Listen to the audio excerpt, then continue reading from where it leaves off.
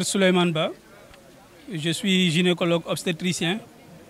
Je suis également le secrétaire chargé des revendications du syndicat autonome des médecins du Sénégal, section EPS 1 de Richard Toll. Effectivement, parce que avant-hier nuit, ce qui s'est passé, je l'ai dit l'autre jour, c'est un acte inqualifiable. Parce que même dans les zones de guerre, on ne voit pas attaquer des hôpitaux. À plus forte raison, dans un pays aussi paisible quand même que le nôtre, que des malfrats, des lâches, pourquoi ils n'ont pas attaqué la police? Pourquoi ils n'ont pas attaqué la gendarmerie? S'ils veulent de l'argent, pourquoi ils ne sont pas partis attaquer des banques? C'est là-bas où il y a de l'argent. Ici, il y a d'honnêtes citoyens, des gens engagés qui sont au service de leur peuple, au service de leur population. C'est pourquoi ils ont trouvé ces gens-là ici, la nuit.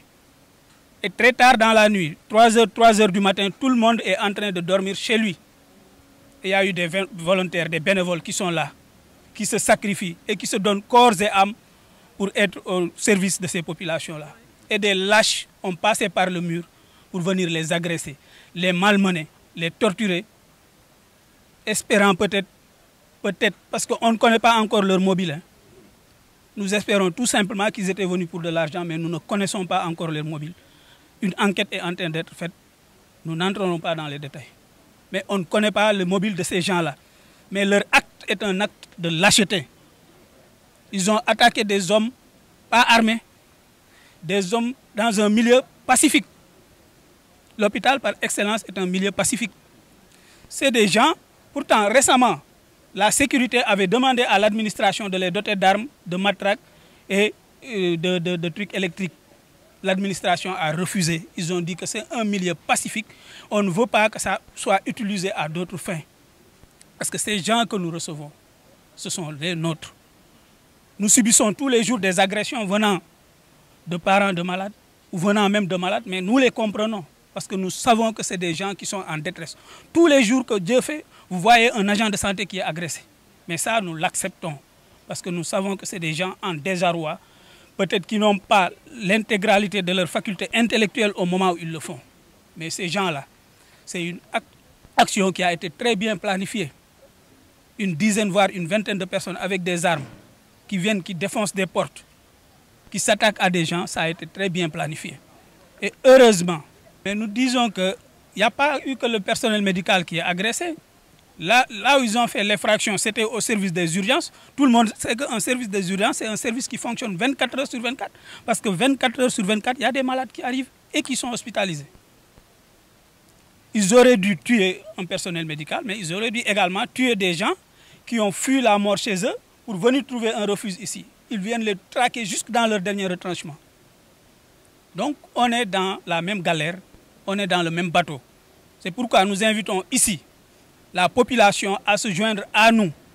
Parce que nous invitons la population à se joindre à nous. Parce que ce n'est pas un combat que nous menons pour nous-mêmes. Mais c'est un combat que nous menons pour toute la population et que nous avons toujours mené pour cette population. C'est pourquoi on est là en train de servir. La majeure partie des gens qui sont là n'habitent pas à Richard Toll. Ils sont venus se mettre au service des populations de Richard Toll.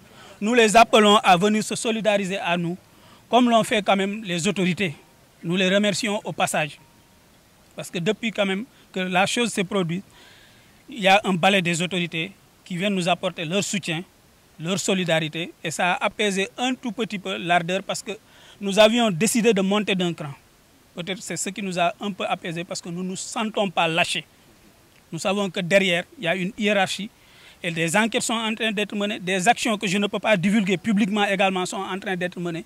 Je dis ici, devant la caméra, à ces gens-là qui seront traqués, qui seront arrêtés et ils seront en prison parce que leur place est en prison et pas dans la société. Non, ça, c'est même pas une structure hospitalière, excusez-moi du mot. Ce n'est pas une structure hospitalière et moi je dis même que ce n'est même pas un centre de santé digne de ce nom. C'est une structure qui a été construite en 1957. Et ce n'était pas pour abriter un centre de santé. Ce n'était même pas pour abriter un poste de santé. C'était un service de maladies de grandes endémies. Dans le temps, il y avait la bilharziose, il y avait la trypanosomiase. Ce service servait à ça. Après, ça a été érigé en poste de santé. De poste de santé, il passe en centre de santé. De centre de santé, il est passé en EPS de niveau 1. Et je vous dis ici que nos activités dépassent même des activités d'EPS de niveau 2. Je parle sous le contrôle de tous les camarades qui sont là. Vous-même, vous pouvez faire le constat. Vous pouvez après aller dans les services voir le lot d'activités qu'il y a. Nos chiffres en parlent, la hiérarchie le sait, les rapports mensuels partent. Donc ce n'est même plus un hôpital de niveau 1. Et on est dans des structures qui datent de 1950. Tout ce qui a été fait est fait sur fonds propres. Et on fait du neuf avec du vieux. Ces bâtiments que vous voyez là, qui donnent l'impression de neuf, c'est juste la peinture. Mais c'est des bâtiments qui menacent d'écroulement. À tout moment, vous pouvez entendre un autre drame qui, cette fois-ci, ne sera pas une attaque venue de l'extérieur, mais des bâtiments qui se sont écroulés sur du personnel ou des malades. Et ça, nous disons, nous l'avons accepté depuis très longtemps parce que nous disions que nous devons être au service des populations, que soit ce que ça nous coûte. Mais nous exposons même les populations en l'acceptant et nous ne l'accepterons plus.